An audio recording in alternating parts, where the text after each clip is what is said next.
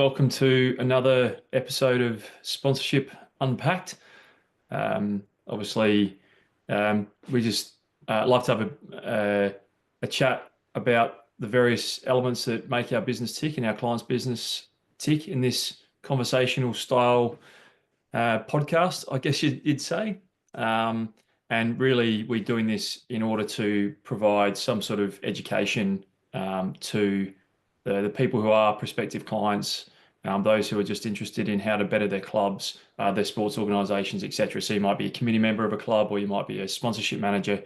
But what we're trying to do in this series is provide some value and from our own experiences within the sponsorship space. I love doing these, Andy, because we've learned kind of the hard way and, fallen through a couple of holes, and it's nice to be able to pass it on because we know clubs, it's a vital part of clubs being able to survive is having sponsors and being able to support them to get, new kit, new gear, members, the rest. So if we can help, it's nice to be able to pass that on. Correct. It is. And Glenn Annetts is our general manager of our Whitewall team. And I'm the managing director, Andy Crook. And so we're just going to work through a few different elements here, Glenn. And our today's topic is finding the right fit. So how do we target sponsors and the right sponsors for your sports organisation? So we thought the best way to sort of approach today would be essentially talk about why targeting matters. And for us, it's something we do daily. Targeting is super important. We don't believe in scattergun. We believe it's super important to target specific either positions within organisations or certain businesses within various different categories out there. So we thought even just a good example for us is the Australian Masters Games, who's a big client, it's a big project of ours at the moment. We're sitting here on the 12th of May in 2025, and the Australian Masters Games is an iconic multi-sport, I think there's 50 sports event that happens every second year, and in 2025 it's happening in mid to late October in Canberra. And Glenn, you're day-to-day talking to sponsors. Do you want to explain a little bit about, I guess, where you're at with it, and then also, how you work through some of that targeting? Absolutely. So it is a little bit of horses for courses. So this is something that we concentrate on when we start working with a client, is have a look at who are the targets, who is the right people, who are the right people, the right type of business, the right cultural fit for an organisation, and geographical considerations come into play as well. We look at all those things and we decide, okay, what is the target list that we would buy? So we would build. So in a Australian Masters Games case, the thing about the Australian Masters Games is they have an event every 2 years, and in this case, in October, it's coming up in Canberra. So, but it brings together people from all around the world, all around Australia, and a couple of internationals. And so it's a little bit different to a sporting club where we know we're pulling people from all over.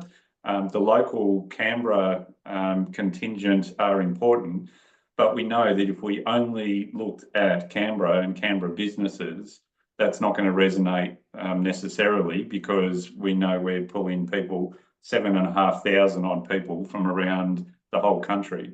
So in the Australian Masters Games perspective, we've looked at what are businesses that are a little bit agnostic to location. So an example might be a wealth creation business, or a supplement business, or a pet food supply business that's online. These are companies that don't necessarily care physically where you are as a participant, which means the sponsor is more likely to be able to engage with you. And so the 7,500 participants becomes open to them, as well as the social media following that the Australian Masters Games have. So that's in a big case. That's in a case where we're talking a professional organisation like Australian Masters Games. The same thing applies for a club. So if you're down at a club level, when you're in a suburb, you need to have a look at what are the types of businesses that would resonate to your community and what's the locations that are relevant for you. Yeah, correct. So some of the things that you do need to think about when, I guess, identifying that niche is, a key one is who you already have as partners. So someone like the Australian Masters Games happens every second year. You're basically starting from scratch. So a year out, the campaign for sponsors start for, and I think we started in October 2024, and things are going really well. There's quite a number of partners who have come on board now. Some are up around 6 to 8 at a good level, if not more. So, we've been able to niche down in some of those different areas where we've really had a focus. But when it comes to a local community club, there are elements such as who is already a sponsor, because often, a sponsor is very much how would I frame it, exclusive partner of the club, no matter what they're spending. It could be, 1,500, it could be 30,000. So they're normally exclusive. Then the geography comes into it pretty heavily. So if you're a club that sits in a more regional or rural area of Australia, or wherever you are, that obviously factors into it because the businesses are very, very different compared to if you're in the middle of the city, or one of the big cities around Australia. So that definitely comes into it. The socio and economic side of things is super important. What does your demographic look like in the area? So it could be that there are lots of high net worth individuals and businesses that are, making large amounts of money, or it could be smaller cafes and smaller legal firms in the suburbs. So there are all those different types of things that come down to how and when and why you would be targeting. Spot on. Yeah. So it does, I'll reiterate, it's a horses for courses. So to give an example, maybe in between the two, where we've talked about the Australian Masters Games, it's a national organisation. We need to look nationally when we're targeting. We've talked about a club, which needs to look typically more quite geographical, because someone on the completely other end of the city or another city won't really look to engage, unlikely to engage in a sporting club, in a suburb. Something in between, an example we have is we work with quite a large cricket association in Melbourne. So they're in the north, northwest, and west of Melbourne. They actually cover a really broad area. So they have 77 clubs spread across quite a large geographical area. So again, we need to look at the targeting to make sure that a single gym that exists in one of those suburbs, there's some chance, but it's less likely because they're looking to pull, or our power is the ability to pull across the big wide area that association lives in or works in and operates in.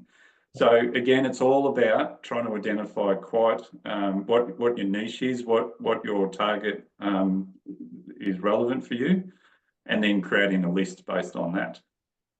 And so, Glenn, let's talk about that, because one of the strengths of our business is that we've got a team who can identify and target and speak to the niche businesses, or those within the niche businesses that we've identified as being really important. Daily, you're working with our team on identifying and then building a list of people we want to speak to. Maybe just talk us through how that might work from your perspective as well. Yep. So really what we do is we do look at what's the values and philosophy and culture of the organisation. So to give you an example, absolutely nothing wrong with tattoo parlors, but a community club, soccer or football club, it's probably with a lot of juniors, it's probably not a good cultural fit. So we have a look at what is that cultural fit that would work, and then we look at what the areas are that are relevant. So we do take into account that geographic area and then the type of business. So when we're looking at a small community club, we're looking at things. So a sponsor will typically be looking for engagement so that they could hopefully get new business. So there are many reasons why a sponsor will engage with a club, but one of them is looking for new business. So we look at what are the types of businesses that could be attracted by our community, or our community use those businesses. So a bakery might be a good idea, or a cafe, or a local hotel. So that's something where it can be pulled in. Or again, those businesses such as a financial advisor or a real estate. They're all things where I can, as me as a part of the community, or me part of the committee, I could imagine that my community would be involved with, or get engaged with. Yeah, no, 100%. And so, okay, so we've got the strategy, I guess, of who we want to target and why. And what about crafting that pitch? Obviously, a pretty important thing. We don't want to be too generic because we want to be very specific. So let's just say we're going back to the Australian Masters Games. The Australian Masters Games have got, you know, a core demographic of age demographic of somewhere between 45 and 69, I think it is, where the majority of the participants sit. So naturally, maybe a superannuation type of sponsor or partner would probably benefit from a connection to that audience. So how would you go about the connection piece? Because obviously you've got to be more specific than generic.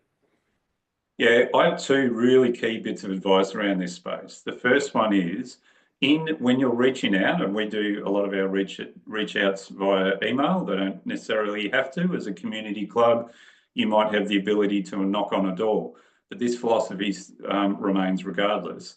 Short and sharp. So being very concise about your messaging, because I think we're all the same. We don't have time. No one nowadays has time to read a 4-page email, or listen to a 20-minute pitch. Like, they're very much about a short and sharp, let's get to the point. And the other thing, we need to really make sure that the message is not all about you as the club. It's not about, hey, look at us, look how good we are. The nature of the outreach needs to be what's in it for you as a sponsor.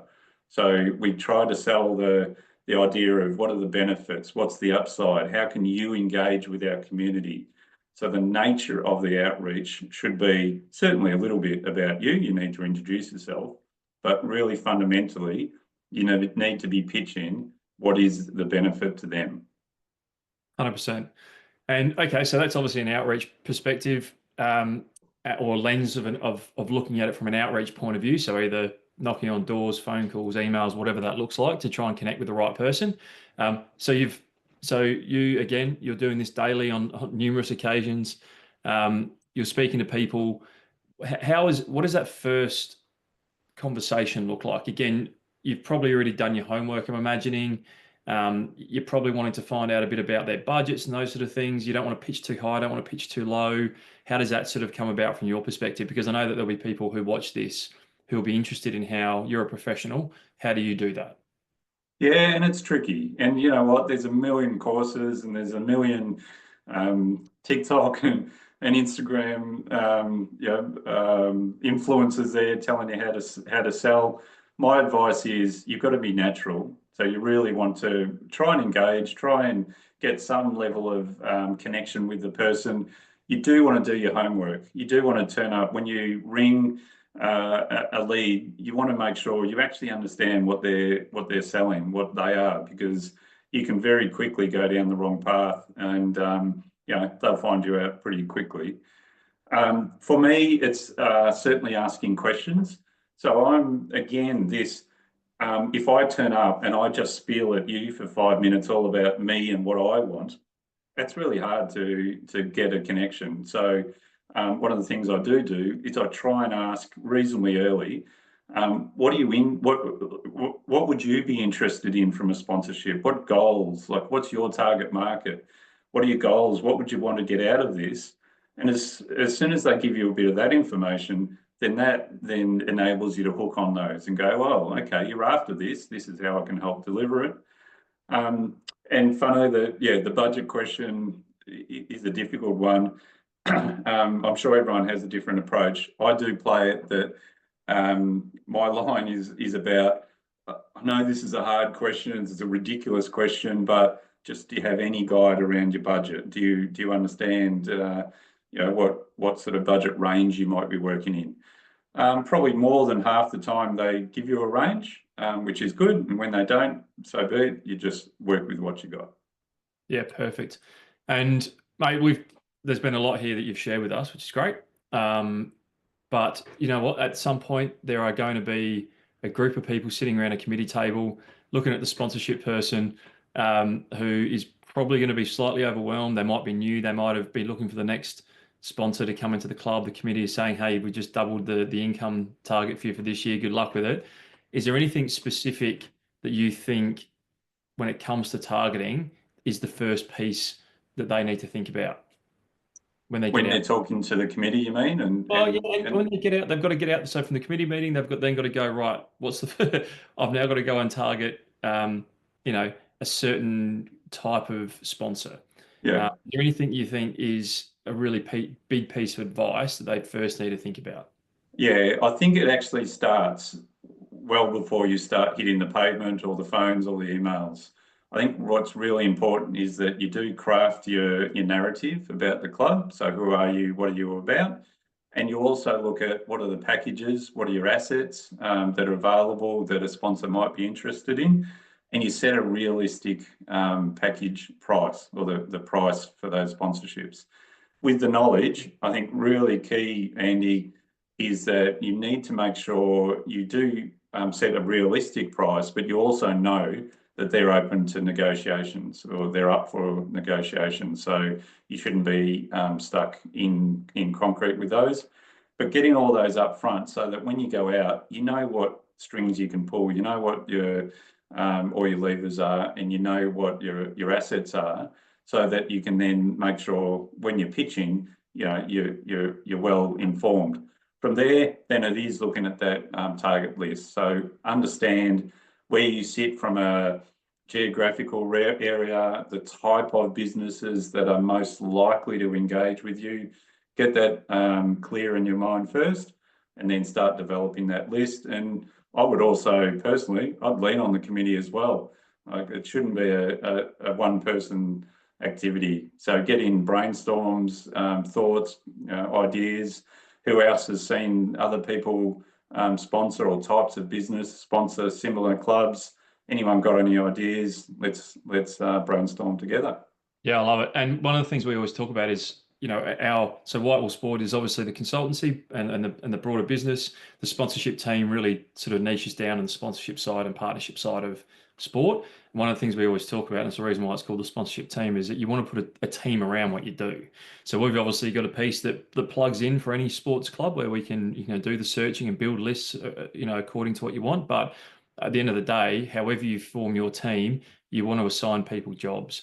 And that's a really key part of how I think successful clubs always operate. They've always got somebody leading it, but then they bring other people in to help out, and whether that's external people or whether that's internal people.